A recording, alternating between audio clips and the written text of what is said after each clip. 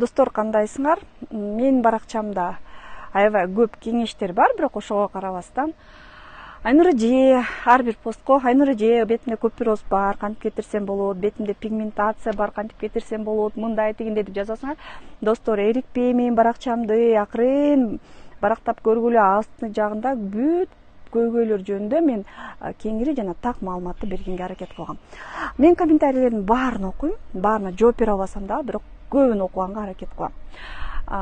Дагы бир жолу купюроз, пигментация жана башка нерселер жөнөкөй кремдер менен кетпейт, достор. Кетпейт. Бирок ошонун баарын дарылаганда кремдердин жардамы чоң. Бирок дагы бир пункту бар.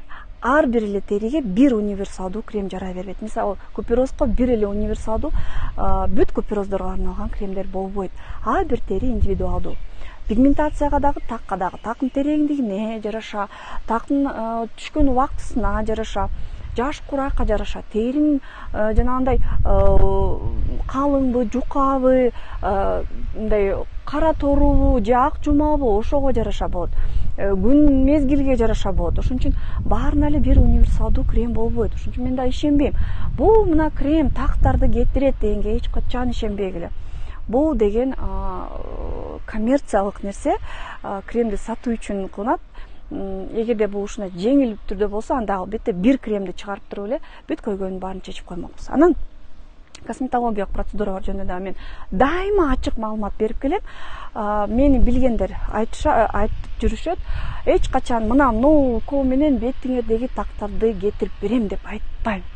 Мен да айтпайм, биздин клиникадагы дарыгерлер дагы айтпайт. Анткени терини дарылоо, тактарды дарылоо, купюрозду дарылоо бул индивидуалдуу.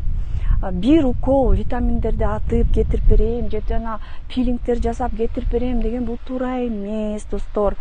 Анткени тери мына ошол эле витаминдерди атканда бир териге мындай таасир этиши мүмкүн, экинчи териге мындай таасир этиши мүмкүн. Тактын мына ошондой эле тереңдигине жараша, көбүнчө жайында мен тактарга каршы процедураларды жасоону сунуштабайм. Ошондой эле пилингдер, ошондой эле мезотерапияларды ооба мурда жасачубыз биз. Азыр ошо тажрыйбалуу болуп калдык да, аябайчы, канча жылдан бери иштеп атат биздин клиникабыз.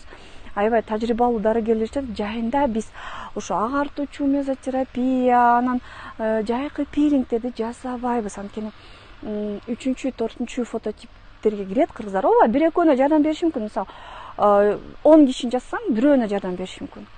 9-10 тескерисинче зыян тийиши мүмкүн. Ошон үчүн мынча риск болсо дагы биз мындай нерселерди иштетпейбиз. А риск бул жерде бар. Жайында кандай процедураларды сунуштайбыз? Жайында бет тазалоо, бирок бет тазалоонун дагы түрү көп, териге жараша, бундагы бүт баарына эле боло берет деп айтпайм. Көбүнчө ультрадобуш менен же аппараттык тазалоо аябай жакшы жардам берет. Биоревитализация аябай сонун процедура. Буну жайында сөзсүз жасаш керек. Биоревитализация жана нымдалыштыруучу мезотерапия, витаминдештирүүчү мезотерапия боло берет. Биоревитализациянын түрлөрү көп. Мен шашпай отуруп бир филлерлер жөнүндө дагы мындай кенен түшүндүрүп берем.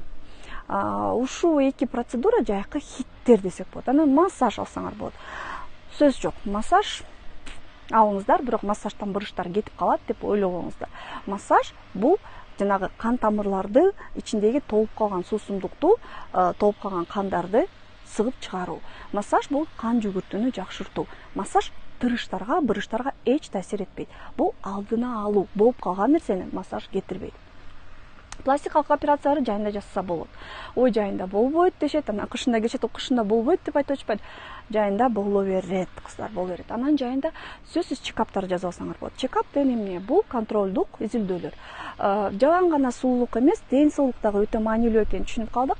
Жайында мына баары эле отпускада жүргөн учурда гинекологко сөзсүз барып, мазоктор тапшырып, мазок на цитологию, мазок на воспалительный инфекцияларга тапшырып, кальпоскопиядан өтүп, жанагы шейка маткинин ракка алып келе турган ооруларын карап, эрозия барбы жокпу карап, бар болсо дарылап, кандын жалпы анализдерин тапшырып, боордун анализдерин тапшырып, уйку безинин анализдерин тапшырып, УЗИ полностью ички аппаратты УЗИ түшүп койсоңор болот. Остеопатка барып, жанагы омурткаңа барыңарды бисара түздүп алсаңар болот. Массаж алып алууга бир жылда 1-2 курс массаж бизге сөзсүз керек. Анткени дайыма мынтип отурабыз, могу жердеги кан жүгүрүү жаман болуп калат, анан остеохондроз пайда болот. Ошон үчүн ошондой нерселерди дагы сөз көрүш керек. Колдон келсе, ректомоноскопия деле жасап коюш керек. Проктологко барып, рак прямой кишки деген бар, аны дагы улам текшерип туруш керек. Мисалы, бир жылда бир барып ошол ректомоноскопиядан өтүп койсоңор болот. Ошондой нерселерди сөз жасап турушуңар керек. Маммологко барып, төштү текшерип турууга. Өзүңөр деле үйдөн текшерсеңер болот, бирок дарыгерге барып дагы бир текшертип койсоңор жакшы болот. Ошол достор. Чындык жана чындык. Менин инстаграмда жалаң гана чындыкты көрөсүздөр. Эгерде видео жакса, сөзсүз плюс басып коюуга мен дагы тартам.